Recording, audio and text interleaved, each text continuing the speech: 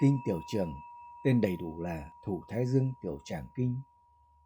Từ đầu ngón tay út, nơi kinh tâm khép lại hành trình của phần âm, dòng khí không dừng lại mà lặng lẽ chuyển sang mặt ngoài gốc móng tay. Tại đó, thiếu trạch mở ra như một điểm khởi sinh nhỏ bé nhưng sắc bén, nơi dòng năng lượng bắt đầu lóe sáng trên bề mặt cơ thể. Từ thiếu trạch, khí men theo rìa ngoài bàn tay đến tiền cốc, nằm sát phía xa khớp bàn ngón út, như một thung lũng nhỏ, giúp điều hòa và làm dịu những dao động nội tại. Vượt qua khớp bàn ngón út, dòng khí lắng lại ở hậu khê, tại chỗ lõm sát phía gần khớp bàn ngón út, ngay đầu đường tâm đạo đi ra. Đồng thời, đây cũng là điểm liên hệ với đốc mạch, một nhịp cầu âm thầm nối dòng năng lượng dọc theo trục cột sống. Tiếp tục dọc theo xương bàn tay thứ 5, khí hội tụ tại uyển cốt, nằm ở bờ trụ bàn tay ngay trước khớp cổ tay. Tại đây, dòng khí bắt đầu chuyển mình từ bàn tay lên cổ tay, giữ vai trò điều hòa và dẫn chuyển năng lượng sang đoạn kế tiếp. Ngay tại cổ tay, dương cốc hiện ra trong khe lõm giữa mỏm châm xương trụ và xương tháp, như một dòng ánh dương tinh khiết mang tính hoạt hóa mạnh của hành hỏa. Nhích chéo lên phía ngoài một chút là dưỡng lão. Tại khe sau mỏm châm xương trụ, hiện rõ khi xoay cổ tay, một huyệt đạo quý giá của sự chăm sóc và duy trì sự minh mẫn, giúp ổn định tinh thần và thể chất theo thời gian. Đi lên cẳng tay, dòng khí tìm đến chi chính, cách cổ tay 5 thốn dọc theo đường nối cổ tay lên khuỷu. Đây là nhánh rẽ quan trọng, kết nối trở lại với kinh tâm, giúp điều hòa thần trí và làm dịu sự phân tán nội tâm.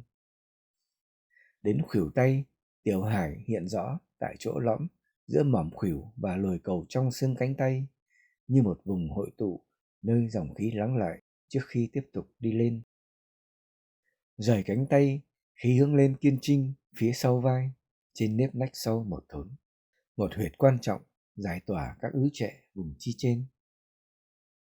Ngay phía trên, nhu du nằm tại chỗ lõm sát dưới gai xương bả vai, là chạm trung chuyển giữa lưng và vai, nơi khí huyết được điều phối và phân bổ.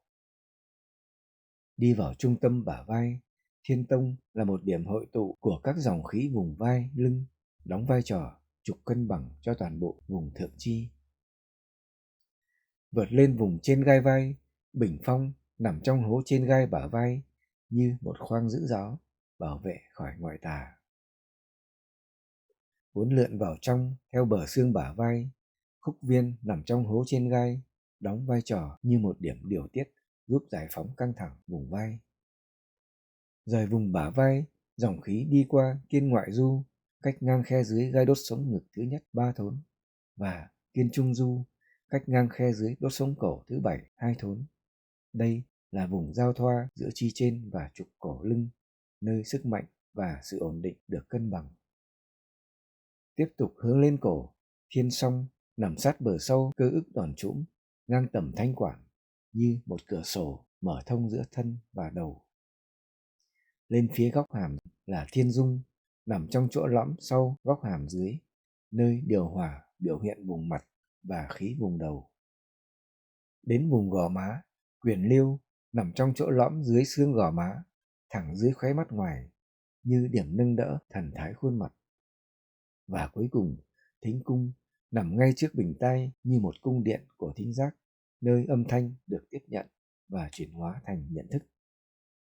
Hành trình của Thủ Thái Dương Tiểu Tràng Kinh khép lại tại đây, trọn vẹn như một dòng chảy đi hết chiều dài phần thượng thân. Từ thính cung, dòng khí khẽ chuyển hướng về góc trong hốc mắt, chạm đến tình minh, mở ra sự tiếp nối sang kinh Túc Thái Dương bảng quang. Một hành trình mới bắt đầu, lặng lẽ nhưng sâu rộng, trải dài từ mắt qua đỉnh đầu, rồi xuống toàn bộ lưng, như một dòng thác lớn của hệ thống kinh lạc.